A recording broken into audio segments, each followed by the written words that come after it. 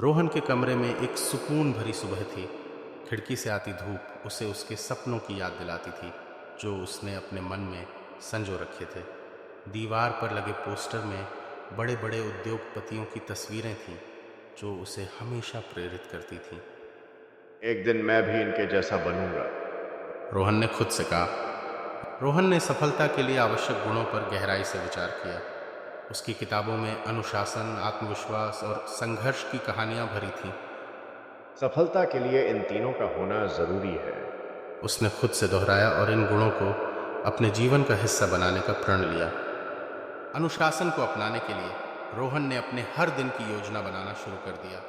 उसने अपने लक्ष्य को प्राप्त करने के लिए दीवार पर नोट्स चिपकाए जो उसे हर दिन प्रेरित करते थे। यह मुझे मेरे रास्ते से भटकने नहीं देगा। उसने अपने मन में सोचा। आत्मविश्वास की महत्ता को समझते हुए रोहन ने अपने दोस्तों के साथ अपनी सोच साझा की।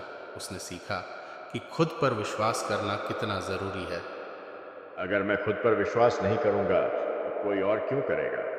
उसने अपने दोस्तों से कहा। संघर्ष की आवश्यकता को समझते हुए रोहन ने देर रात तक मेहनत की। उसके अध्ययन कक्ष में किताबों का ढेर लगा था और वह एक एक करके हर समस्या का समाधान खोज रहा था। हर संघर्ष मुझे मेरे लक्ष्य के और करीब ले जा रहा है। उसने खुद को प्रोत्साहित किया। अंततः रोहन ने अपने व्यवसाय की शुरुआत की। उसके उद्घाटन समारोह में उसके दोस्त और परिवार उसके साथ थे, गर्व से उसे देख रहे थे। मेरा सपना आज हकीकत में बदल गया है। रोहन ने कहा और अपने सफर को गर्व से देखा।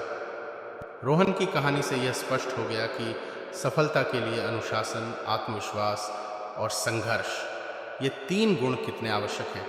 उसकी यात्रा ने दिखा दिया कि कैसे इन गुणों को अपनाकर कोई भी अपने सपनों को साकार कर सकता है। मेरी कहानी उन सभी के लिए है जो अपने सपनों को जीना चाहते हैं। रोहन ने कहा।